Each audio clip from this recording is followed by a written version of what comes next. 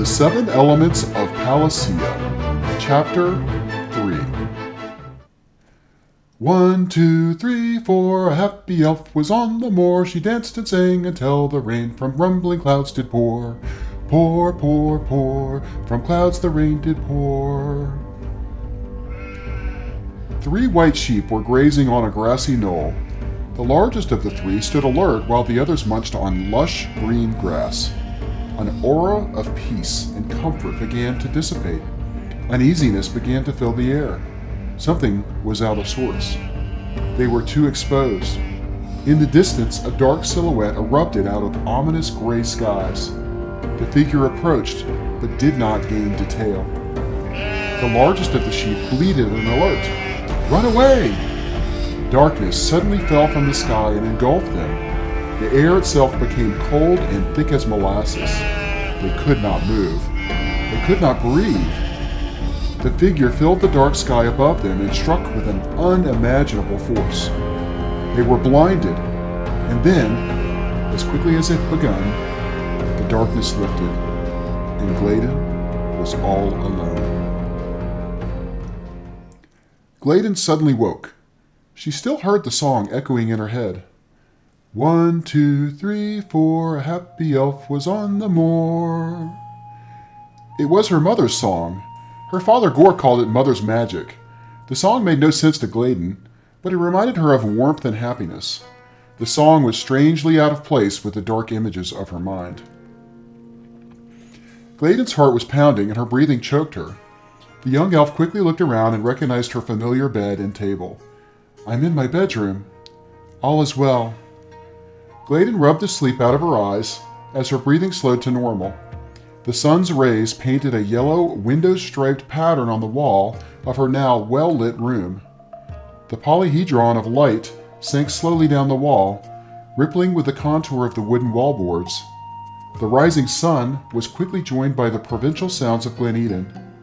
A cowbell, the creaking of wooden wheels, the song of a bluebird, the thumps of a rug being shaken free of dust, the cluck and coos of chickens, the laughter of children, and the bleat of passing sheep. The smell of freshly cooked bread permeated the air. Gladen found the dwarf's totem under her pillow. She lifted it and admired the mysterious piece once again. Surprisingly, the piece had shed its coolness and now had a palpable warmth. What do I do with this? Maybe I should hide it. Maybe I should destroy it. I know, I'll throw it in the Brooklyn River on my next excursion. It was decided. She tucked the object under her mattress and left her room.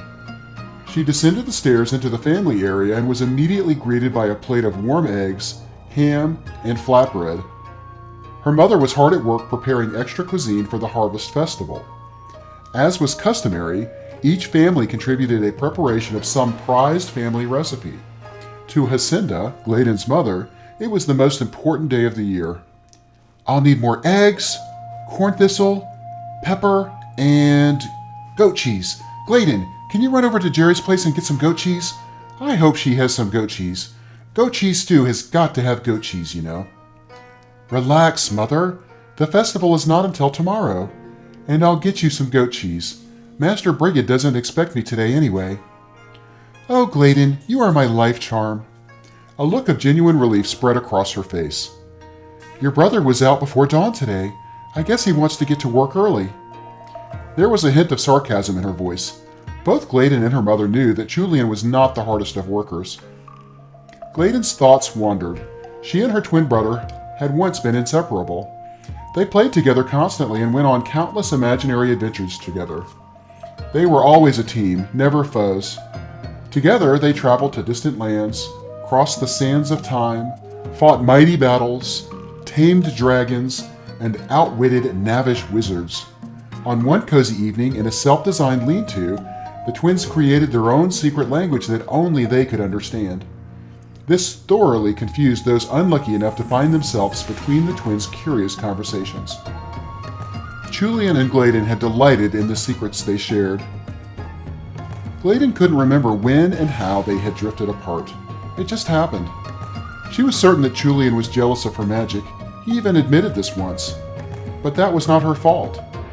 She didn't ask for the ability. It simply found her.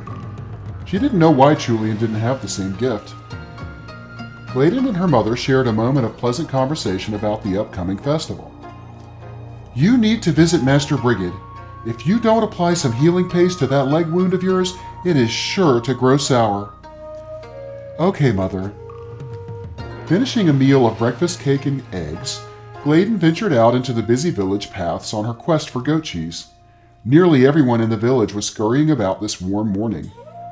The sun stabbed rays of light through rare clouds and ocean blue skies. Julian was around the corner casually flirting with a girl Gladen knew was at least 2 years his younger. The giggling blonde turned her head bashfully as Julian feinted a light punch to her cheek. In a not-so-subtle way, Gladen cleared her throat and the young lass briskly walked away as Gladen approached. What happened, Gladen, while I was getting the canoe? Julian asked with a hint of concern in his voice. This was not typical of her brother. Gladen had not told him anything about the dwarf, the wraith, or the dwarf's totem. Aren't you supposed to be helping in the fields? Gladen continued walking. Well, I was bitten by a cinch bug, I'll have you know. The swelling in my legs prevents weight bearing. Julian retorted matter-of-factly. Gladen didn't think Julian's legs looked any different, and besides, she knew cinch bugs only caused itching, not swelling. Oh, that's terrible, she stated with mock concern. The cinch bug is most poisonous this time of year. You'll most certainly lose your legs below the knee. Really? Julian exclaimed with sudden concern. Gladen could no longer withhold a smile, and the charade was broken. Very funny, Glunk. Gladen did not like this nickname. Julian was back to normal. Normal for Julian, that is. Julian followed his sister down the dusty path. Harvard saw an orc in the clearing over Rosemary Ridge, and another scout saw one as far west as Gable Ford. Those grubs are up to something, if you ask me. I didn't ask you, she thought. Maybe he was collecting field berries.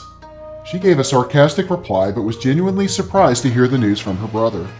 A rare orc ventured near the glen occasionally, but this was one of many recent reports. And there was her experience the day before. The orcs are out, and I smell trouble. Once again, the king has proven useless as our protector of the lands. No wonder Mother complains about taxes. Protecting all of Palacea from orcs is no easy task. She didn't know why she was defending the king. The king of Andalusia was not known to have done anything useful for the elves in many years. Or maybe he's really gone dotty, Julian chided. It was rumored that the king was no longer in his right mind. Some unknown ailment had caused a rather rapid derangement over the past year. King Lucas was now rarely seen in public, and, when he was, he rarely spoke. This was very unlike the king of yesteryear, who was regal and confident, or many would say arrogant. Corruption was pervasive in the ruling house of Andalusia, and few had faith that any human army could even swat a fly. The races once rallied behind the formidable human battalion, but now nearly all had lost confidence in the so-called protectors. The elves and other races ventured further from Andalusia both in distance and in spirit. And now the races were at war, a seemingly useless, pointless squabble over land, gold, and other material things. Everyone in the land seemed to have lost their minds and souls. Julian's tone became markedly abrasive. The king has done nothing for us. The humans have done nothing. Why should we pay taxes? Gladen knew this was a hot topic for her brother, but did not want to engage in another long, pointless discussion of political humdrum. Paying taxes is our moral responsibility, and besides, making enemies with the humans would serve no benefit to the elves. We need metalwork, and they need our fine crafts and grain. Without Andalusia, trade would be impossible. Well, I don't give a rat's foot about the humans or their loony king. They are worthless, gluttonous beasts. We should poison the grain that they take in taxes. Listen, I have to get over to Jerry's cupboard for some goat cheese. Gladen was slightly uncomfortable with Julian's aggressive conversation. Julian was known to have a short temper and was too stubborn to concede an argument. He had required Brigit's healing services on many occasions due to cuts and bruises from pointless squabbles. Julian had a propensity to taunt those larger and stronger, a fact that rarely won him a fight. "The king is a worthless, murderous bastard! I would put an arrow between his eyes if I had the chance," Julian yelled as Gladen turned to walk away.